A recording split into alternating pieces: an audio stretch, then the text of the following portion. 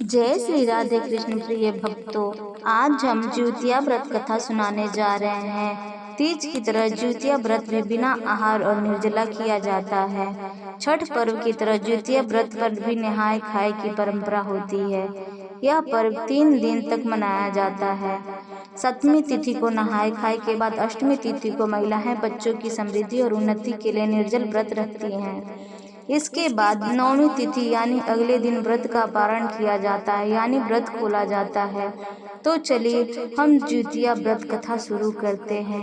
प्रेम से बोलिए हर हर महादेव। धार्मिक कथाओं के मुताबिक बताया जाता है कि एक विशाल पाकड़ के पेड़ पर एक चील रहती थी। उसे पेड़ के नीचे एक सियारिन भी रहती थी। दोनों पक्की सहेलियां थी। दोनों ने कुछ महिलाओं को देखकर ज्योतिया व्रत करने का संकल्प लिया और भगवान श्री ज्योतिवाहन की पूजा और व्रत करने का प्रण ले लिया। लेकिन जिस दिन दोनों को व्रत रखना था, उसी दिन शहर के एक बड़े व्यापारी की मृत्यु हो गई और उसके दाह संस्कार में सियारिन को भूख लगने लगी थी। मुर्दा देखकर वह खुद को रोक नहीं पाई और उसका व्रत टूट गया। पर चील ने संयम रखा और नियम व श्रद्धा से अगले दिन व्रत का पारण किया। अगले जन्म में दोनों सहेलियों ने ब्राह्मण परिवार में पुत्री के रूप में जन्म लिया। उसके पिता का नाम भास्कर था। चील बड़ी बहन बनी। सियारिन छोटी बहन के रूप में जन्मी। चील का नाम सीलवती रखा गया। सीलवती की शादी बुद्धिसेन के साथ हुई, जबकि सियारिन का नाम कपूरावती रखा गया और उसकी शादी उस नगर के राजा माल्यकेतु से हुआ। भगवान ज्योतिवाहन के आशीर्वाद से सीलवती के 7 बेटे हुए, पर कपूरावती के सभी बच्चे जन्म लेते ही मर जाते। कुछ समय बाद सीलवती के 7 पुत्र बड़े हो गए और वे सभी राजा के दरबार में काम करने लगे।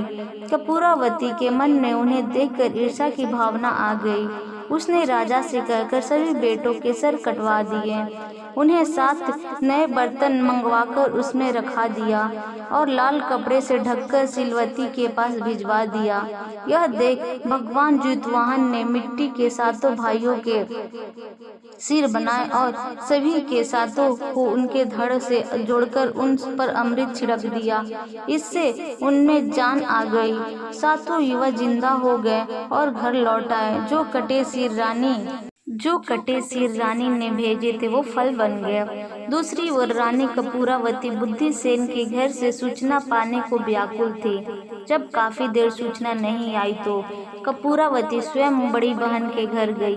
वहां सबको जिंदा देखकर वह सन्न रह गई। जब उसे होश आया तो बहन को उसने सारी बात बताई। अब उसे अपनी गलती पर पछतावा हो रहा था। भगवान ज्योतिवाहन की कृपा से सीलवती को पूर्व जन्म की बातें याद आ गई। वह कपूरावती को लेकर उसी पाकड़ के पेड़ के पास गई और उसे सारी बातें बताई। कपूरावती बेहोश हो गई और मर गई। जब राजा को इसकी खबर मिली तो उन्होंने उसी जगह पर जाकर पाकड़ के पेड़ के नीचे कपूरावती का दाह संस्कार कर दिया।